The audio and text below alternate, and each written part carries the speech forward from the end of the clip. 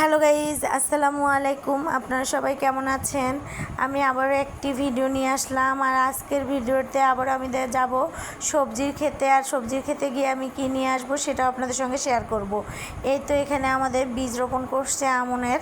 তো এগুলো দেখলাম, এগুলো দেখার পরে আমি যাচ্ছি। আর বাচ্চাগুলো আমার সঙ্গে একটু কী যেন মজা করতেছে, তো ওদেরকে আমি একটু আবার রাগ করলাম। তারপরে আমি যাচ্ছি সবজি খেতে। তো সবজি খেতে আসতে আসলে আমার একটু সময়ই লাগলো। আমাদের বাসা থেকে প্রায় হাফ কিলো হবে।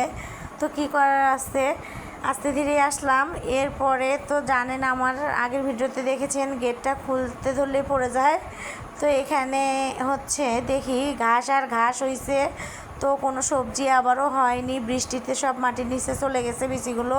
আর এখানে দেখেন পুঁই শাকের গাছটা আমার কি হয়ে গেছে, জাংলাটাও নাই, সব মনে হয় ভেঙে চুরে নিয়ে গেছে বাড়িতে। তো আমি এখন এই পুঁই শাকের আগাগুলো কেটে নেব। আর এই পুঁই শাকের আগাগুলো দিয়ে যদি মাছ রান্না করা যায় তো ভালো লাগবে, আর সবজি রান্না করলেও ভালো লাগবে। এরপর আমি আমার চাচাতো ভাইও আমার সঙ্গে আছে, ওকে বললাম যে চল দেখি গাছে কোনো কলা হয়েছে নাকি। ও আবার আমাকে বলতেছে যে ঠিক আছে তুমি আগে যাও, তারপর আমি যাব।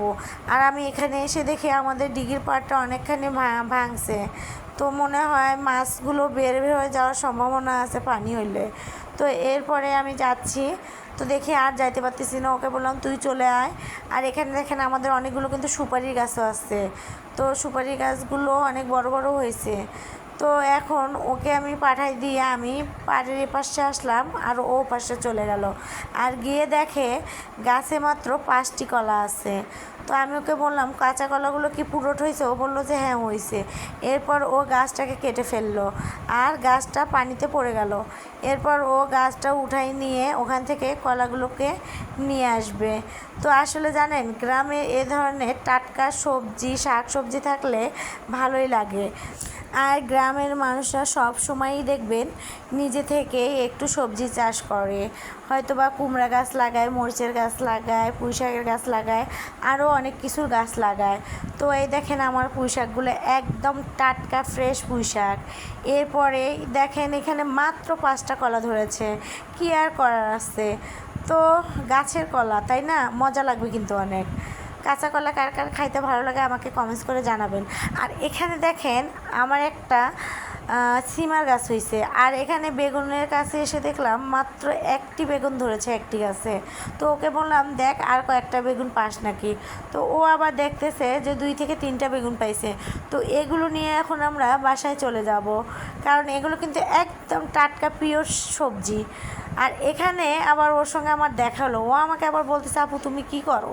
তাই আমি বললাম কেন, তোর সঙ্গে আমি এখন স্কুলে যাব। ও আবার মজা নিচ্ছে। তো ও চলে গেল। এরপর আমরা বাসায় ঢুকলাম। আর এখানে এসে দেখি আমার আব্বা পাখিগুলোকে খাবার দিচ্ছে।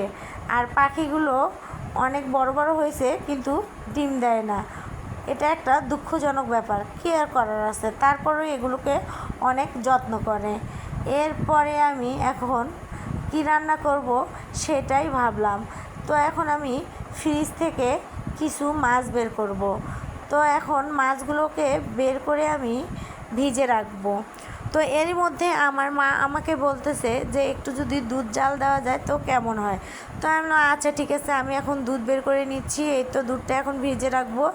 আর আজকে পুঁই শাক, মিষ্টি কুমড়া, কাঁচা কলা, আলু এগুলো দিয়ে সবজি রান্না করব।